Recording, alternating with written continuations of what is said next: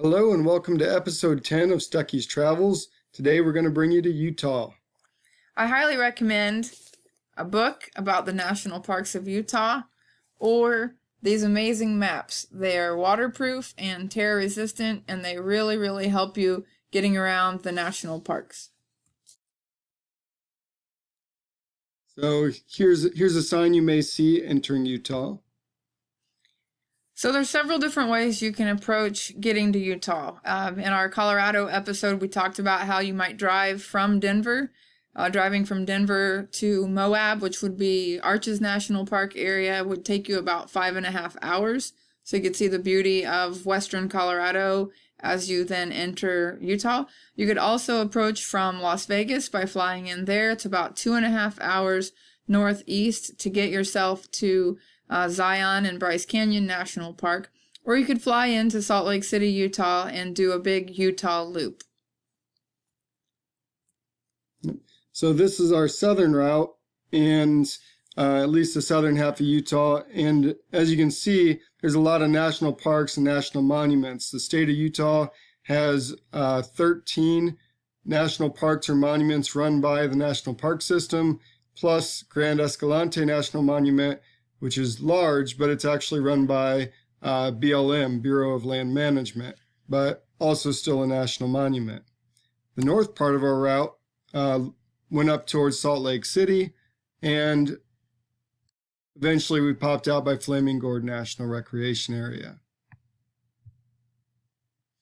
So we approached from I-70 west coming from Denver, and this was the first thing that we saw as we entered Utah. So the beautiful red sandstone, but also able to see lush vegetation and then the mountains in the background. Now, we did an entire loop through Utah, and it took us about 2 weeks to do all the parks together. You could definitely spend way more time than that, but we enjoyed the time that we did. So in eastern Utah is Arches National Park, located just outside of Moab. Moab is a really family-friendly place to go. There's a lot of different activities. Mountain biking is pretty popular. There's a lot of variation in trails, from very short trails to very long hiking trails. There's so many neat things to see. There's a lot of quaint little eating places and sightseeing type places. So of all the national parks, probably Zion and Bryce are probably the most kid-friendly as far as things to do, but then the next most would be Arches National Park area. And here you can see this is Balanced Rock at sunrise. Very well known and very easy to see as you're driving into the park. So there are over 2,000 arches within the national park area, which makes it the densest concentration of arches in the entire world. And there's a lot of different movies that have been filmed within Arches National Park. This one's called Delicate Arch. It's probably the most famous iconic arch within the national park. And Delicate Arch is also found on their license plate, and they also have their own quarter, not the state quarter, but the national park quarter for arches has Delicate Arch on it. Also, we went extremely early in the morning in order to be able to get this picture with no people in it. This trail is extremely popular, and even 30 minutes later, there would probably be about 30 to 40 people in this area. There are some lizards running around. It is very desert-like, only about 5 inches of rain per year for most of Utah. But even with minimal water, amphibians and aquatic life still find a way to exist. So this is Landscape Arch. It is the longest arch in Arches National Park at 290 feet.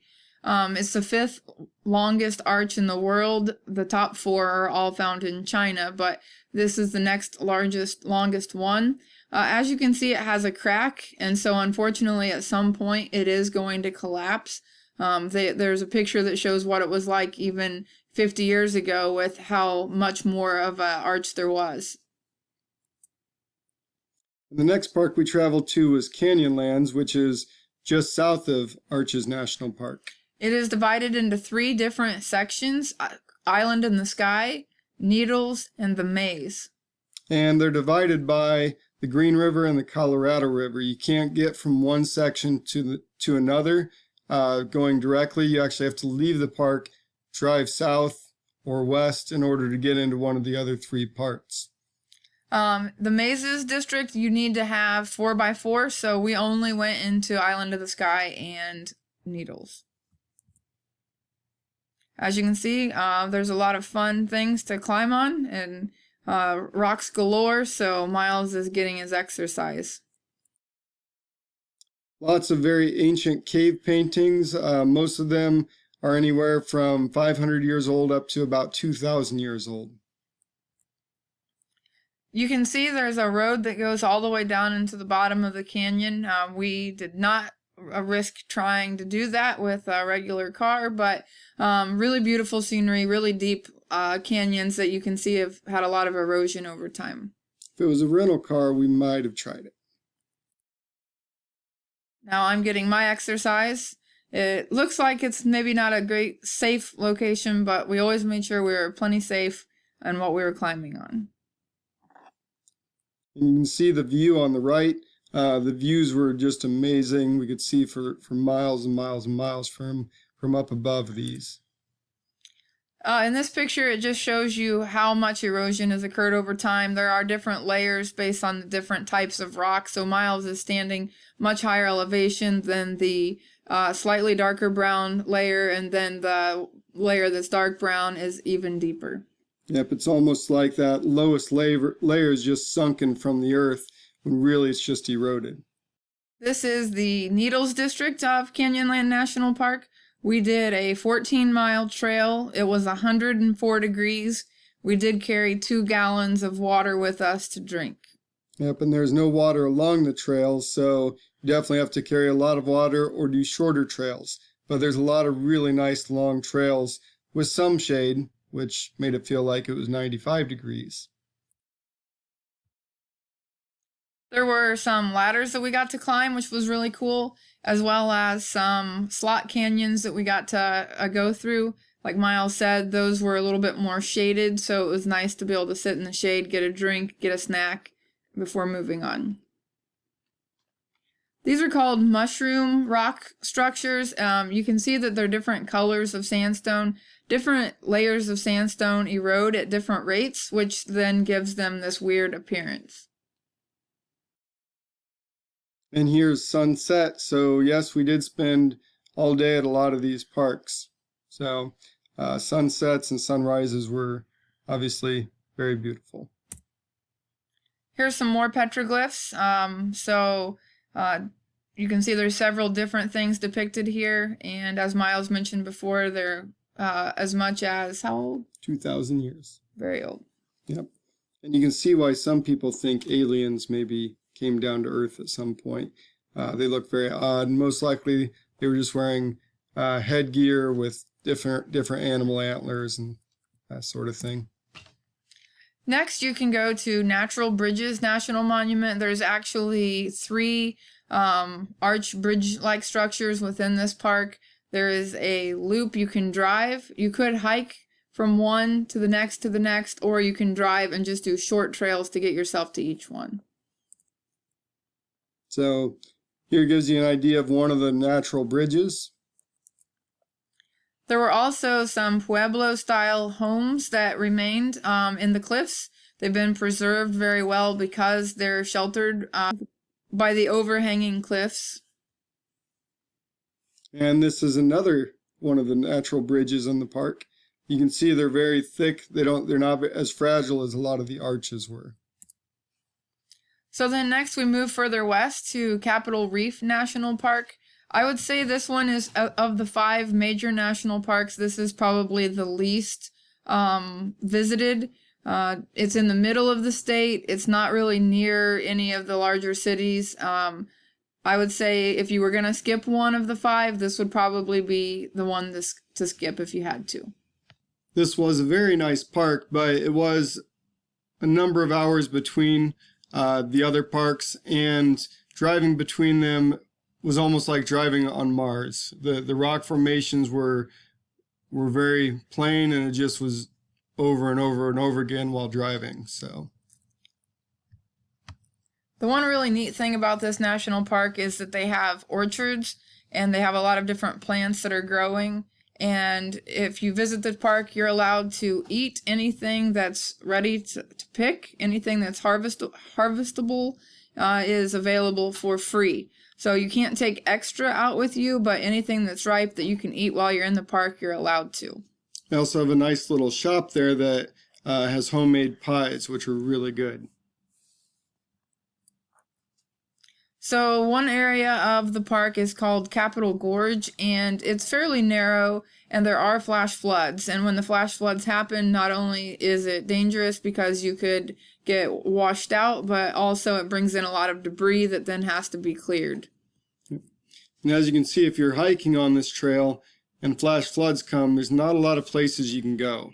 Not easy to climb up these. A long time ago, in like 1884, Mormon pioneers who were moving west created a road through here, and they actually carved their names into the wall as part of the Pioneer Registry. If you carve your name in there now, it's a $250 fine because you're disrupting history, but it's really neat to look at all the different names and the years that are carved into the wall. And this is the next place we visited on the trip. There's a lot of slot canyons in this area, which are really neat to explore. You can just pull off on the side of the road, and then they go back varying distances, and they're very narrow and just really neat to explore. The next area that we went to was the Calf Creek Recreation Area. There's a very nice waterfall. Yep, and it was about 5.5 mile round trip on the trail, but it's a very easy, not much elevation change on the trail hike. And as you can see, you're allowed to swim in the water, get in the water if you're hot and want to. So it was really refreshing. Next, we went to Escalante Petrified Forest. We actually camped here. There's a nice little reservoir that people can boat in or fish, but then there's also petrified logs. Yep. Petrified logs look kind of like this. The wood does. Once it's petrified, they're beautiful. What you don't want to do is take pieces out of the park. The more people do that, the less that's left over. If everybody took one little piece with them, there'd be nothing left. Our next stop was Kodachrome Basin State Park, and Kodachrome Basin was named after Kodak, the film company, because the rock coloration was so beautiful. The problem is Kodak was trademarked, and so they had to change the name for a few years before Kodak actually gave them permission to use the name.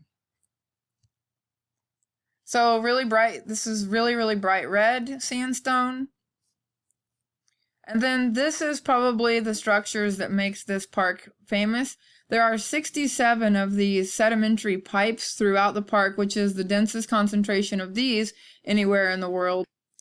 These pipes range from 6 feet tall to 170 feet tall. Most of them are in that 30 to 50 foot tall range, but really, really cool to see them across the basin. So scientists aren't exactly sure how these formed. One guess is that they were ancient springs, or perhaps pathways created by earthquakes and seismic activity.